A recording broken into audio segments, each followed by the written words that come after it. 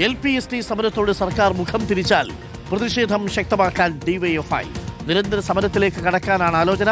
ഇതുവരെ നേതാക്കൾ ഉദ്യോഗാർത്ഥികളുടെ സമരപ്പന്തലിലെത്തി പിന്തുണ നൽകുന്നതായിരുന്നു രീതി. എന്നാൽ അതിൽ മാറ്റം വരുത്തും. ഇടപെടണമെന്നാവശ്യപ്പെട്ട് എ റഹീം MP-യും VK സനോജ് MLA-യും മുഖ്യമന്ത്രിക്ക് കത്ത് നൽകിയിട്ടുണ്ട്. ഞങ്ങൾ അതിശക്തമായ സമരത്തിലേക്ക് കടന്നു വരും.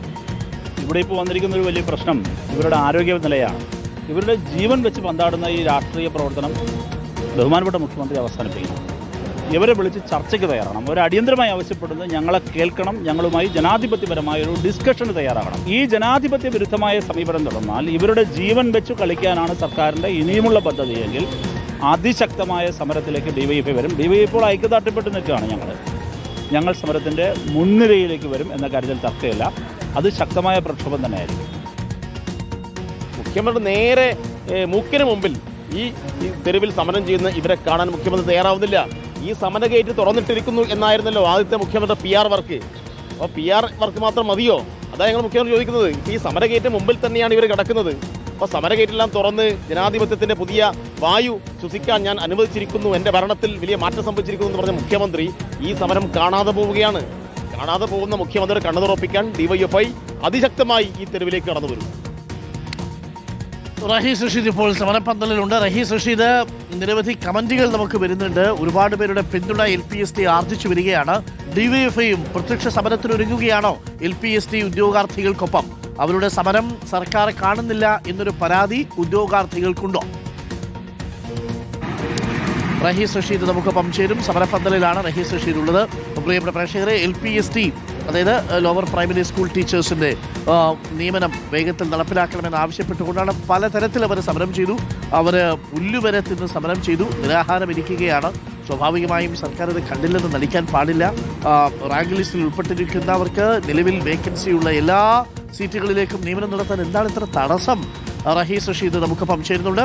റഹീസ് റഷീദ്, പ്രത്യക്ഷ സമരമാർഗത്തിലേക്ക് കടക്കുകയാണോ ഡിവൈഎഫ്ഐ? ഈ LPST ഉദ്യോഗാർത്ഥികളുമായി ബന്ധപ്പെട്ട് മറ്റൊരു ആശാസമരമാകുമോ LPST? റഹീസ് റഷീദ്.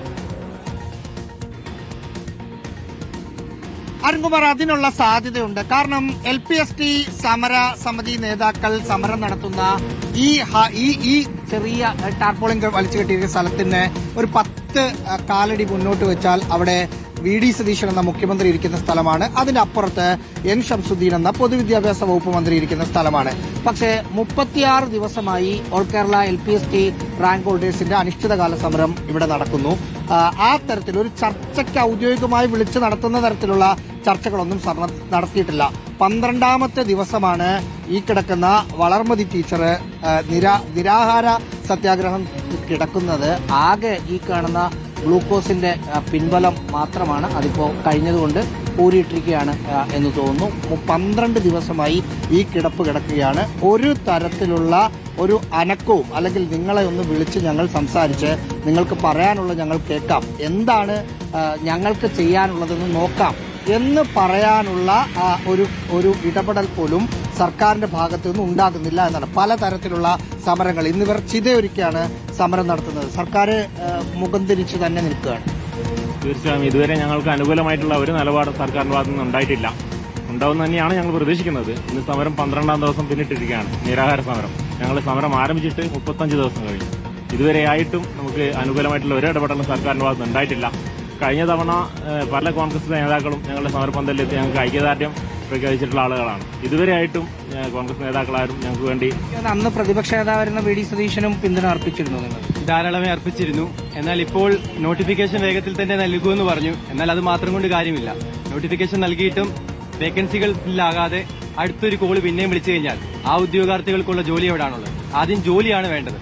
ഒന്നെങ്കിൽ 1:25 എന്നുള്ളൊരു റേഷ്യോ പറയുമ്പോൾ അതിനുള്ള സാധ്യത വേണം. ഇപ്പോൾ ഒരു 2 മാസത്തെ സമയം എന്ന് പറയുമ്പോൾ നമ്മൾ കുറ്റപ്പെടുത്തുകയല്ല. പക്ഷേ ഈ 2 മാസത്തിനകത്ത് ഈ നിലവിലുള്ളവരെ ഒരിക്കലും പറഞ്ഞുവിടാൻ സാധിക്കില്ല എന്ന് പറയുമ്പോൾ ഈ 2 മാസം കൊണ്ടും ഇവരെ പറഞ്ഞുവിടാൻ സാധിക്കില്ല. അപ്പൊ നമ്മൾ ചോദിക്കുന്നത് ഒരു കമ്മ്യൂണിക്കേഷൻ പോസിബിൾ ആയാൽ മാത്രമേ നമ്മുടെ കാര്യങ്ങൾ കേൾക്കാനും മുഖ്യമന്ത്രിക്കും വിദ്യാഭ്യാസ മന്ത്രിക്കും പറയാനുള്ളത് നമുക്ക് കേൾക്കാനും സാധിക്കും. അതുകൊണ്ട് ദയവായി അവർ ഇവിടേക്ക് കടന്നു വന്ന് ഇതിനോട് സംസാരിക്കാൻ തയ്യാറാണ്.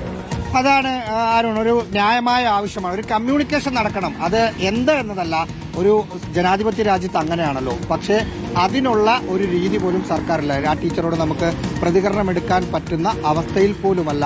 അത്ര ആരോഗ്യനില വഷളാണ്. രാവിലെയും വൈകിട്ടും ഉച്ചയ്ക്കൊക്കെ ഡോക്ടർമാർ വന്ന് നോക്കുന്നുണ്ട്. ഒരു ഗ്ലൂക്കോസിന്റെ പിൻബലത്തിൽ 12ാമത്തെ ദിവസമായി 36-ാം ദിവസമാണ്. Thank you Rahees. 36-ാം ദിവസമാണ് സർക്കാരിന്റെ മൂക്കിന് കീഴെ ഒരു സമരം നടക്കുന്നത്. ആശാ സമരത്തിലെ പ്രതിഷേധങ്ങൾ പ്രിയപ്പെട്ട പ്രേക്ഷകർ കണ്ടത്.